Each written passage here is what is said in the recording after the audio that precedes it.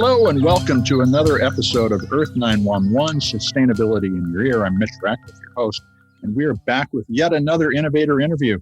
We like to look into the ways that sustainable living is accomplished all over the country, and we're really fortunate to have Dorie Morales, who's the publisher of Green Living magazine in Scottsdale, Arizona, talk to us today about sustainable life in Arizona. Dorie, how are you? Welcome to the show.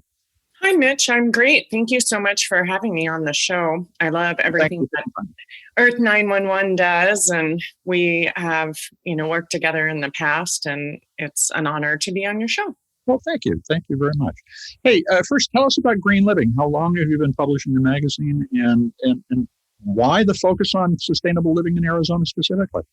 Definitely. Green Living magazine has been published since 2010, September of 2010. So we just had our just had our 10-year anniversary. Congratulations.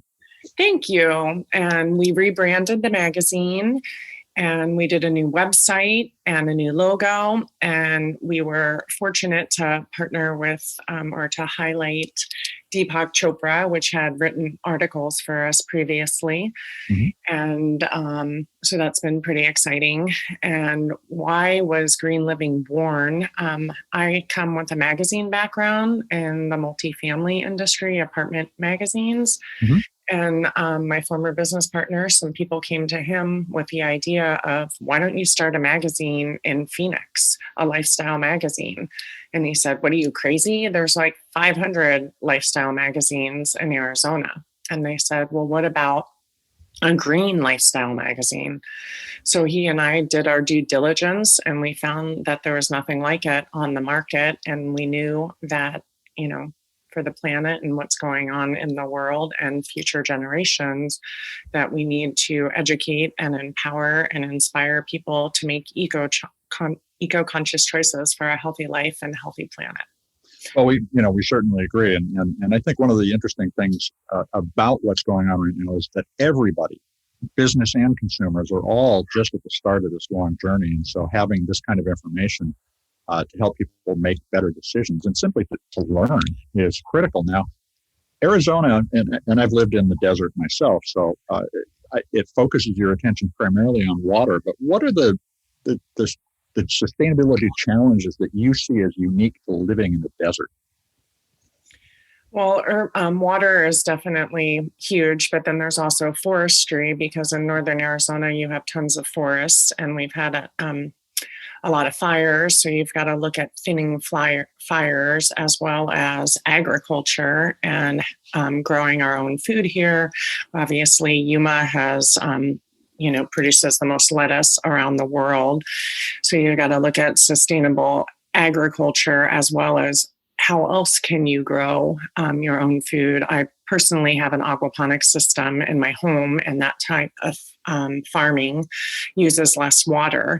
But heat resiliency and urban heat islands is a huge issue in Arizona, because last year we had more record heat days that we were over the 90s, and then we had we had a lot less days that the heat was under 90.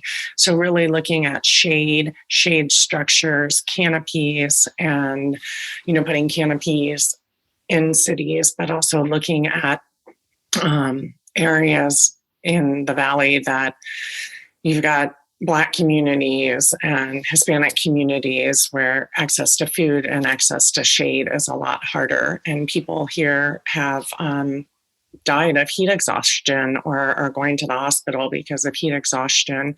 And then you also have to look at air quality, our pollution. Obviously, it's gone down quite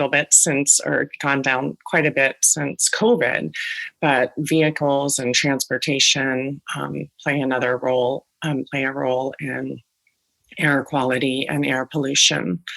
So those are some of the issues that we face here, but also, looking at sustainable buildings, looking at parks and open systems. as well. And then also Arizona has a big transportation electrification program that they're that they're doing is really how to get more corporations and more cities involved in driving electric cars and electric fleets.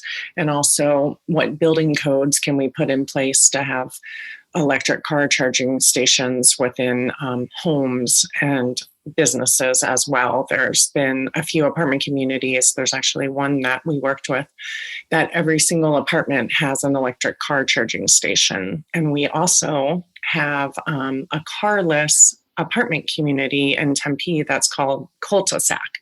So transportation's a big one, as well as air quality, water, and open spaces, and also wildlife, and being able to get water to wildlife are some of the key areas. Well, that's a very comprehensive explanation. One of the things that you call that the ability to find and get into some shade. I don't think people who live outside of the high desert really understand how important that is. Now, you're getting a lot more what we would describe as extreme heat in your area. The rest of the country, as we're talking, happen to be experiencing a lot of extreme cold, also another facet of climate change. How have you seen the climate in Arizona change over the course of the last 20 or 30 years? I've seen the climate change a lot by having more heat, and then we've also been experiencing more cold as well. It's been a lot colder here than it's been in a long time. But the heat continues to rise in Arizona. Forest fires and thinning of the forests as well too. Now, do you feel like Arizona has made progress in its water management? That's the other big area where the Colorado River is reused so many times from where it arises before it reaches, or actually no longer reaches, the Pacific Ocean. How has the water scenario or situation in Arizona changed over the last 10, 20 years from your perspective?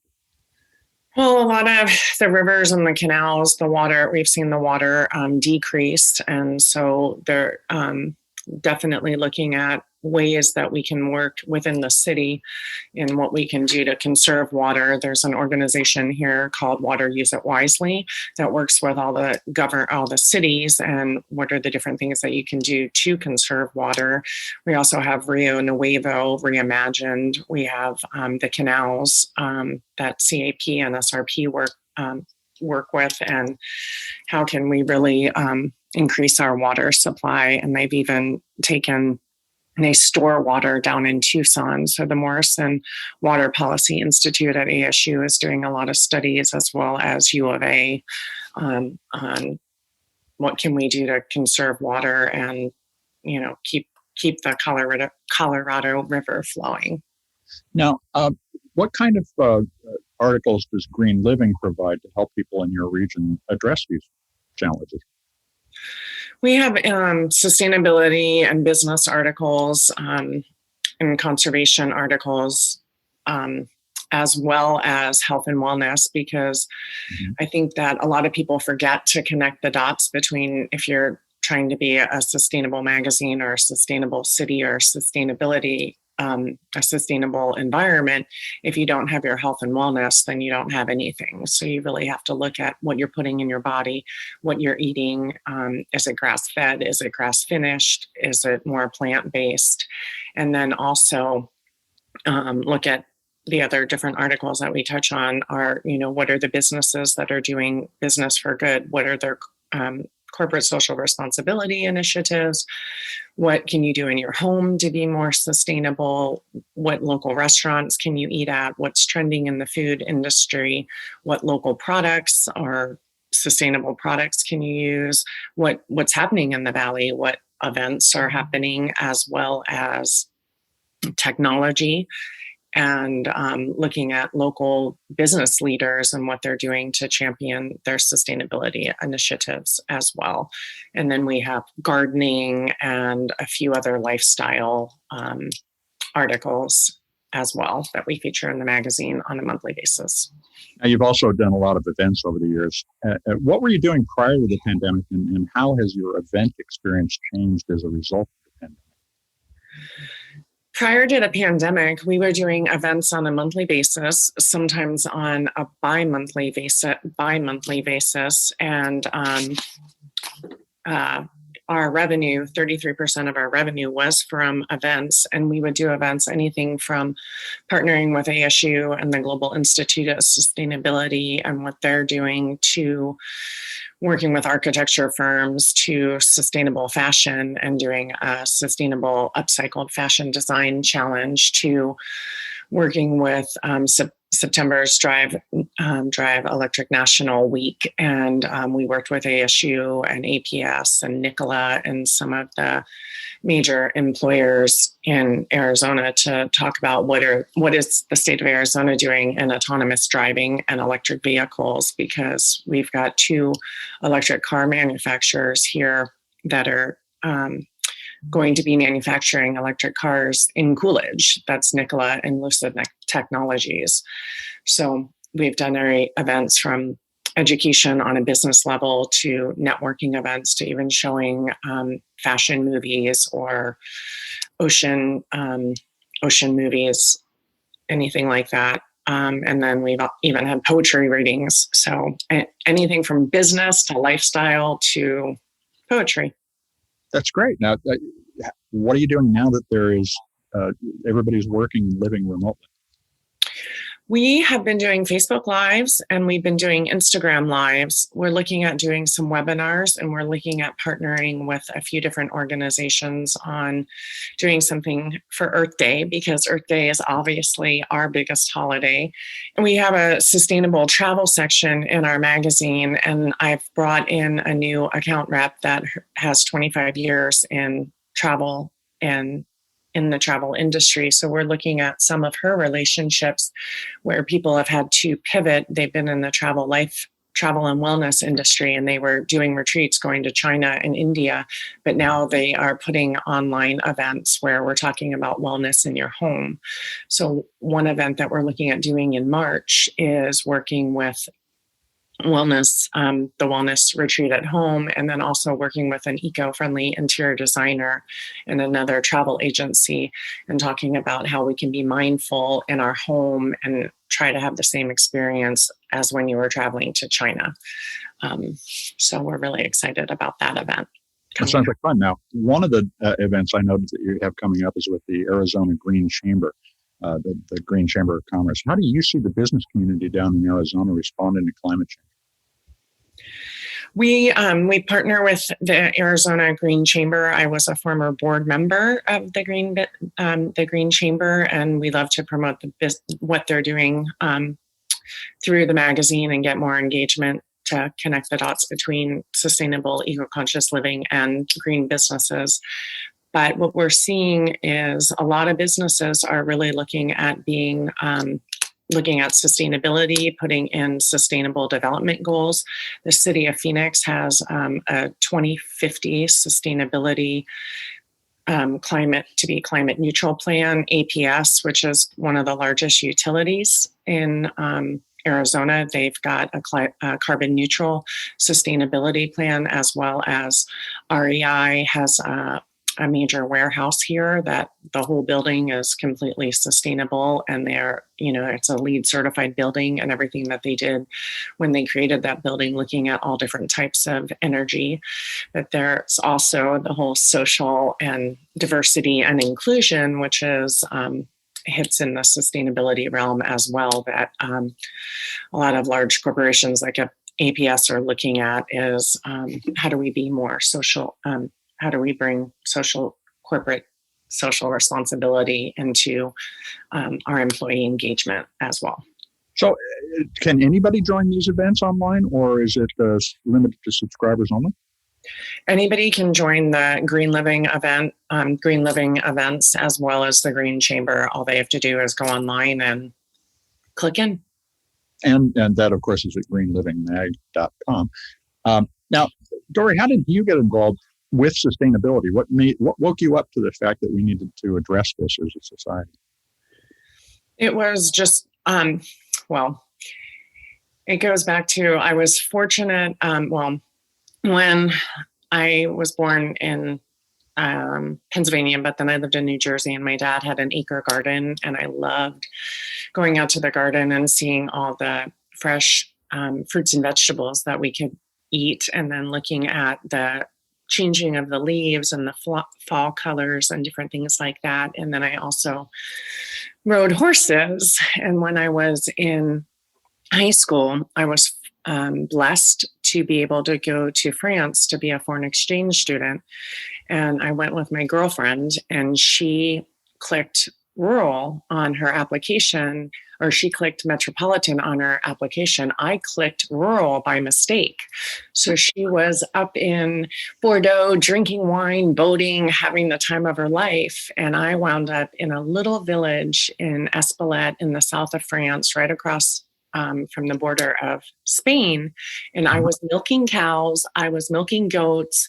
I was learning how to live off the land. I saw the birth of a baby cow, and it completely changed my life. And I became a vegetarian after that. And what was really amazing is 30 years later, I went back to France and connected with my family that I had lived with.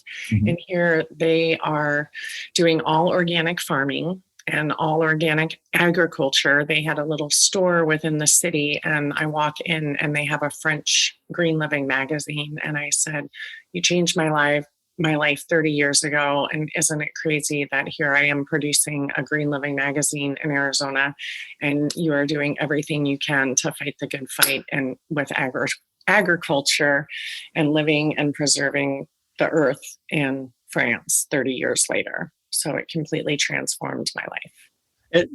Our encounters with nature and with our interactions with nature do definitely change us. It's a fascinating story. As you look back over how America in particular, and particularly the Southwest, have evolved as in its thinking about its relationship to nature, what do you think are the most important lessons everybody should take away from interacting, whether it's at the park or out in the wilderness with nature?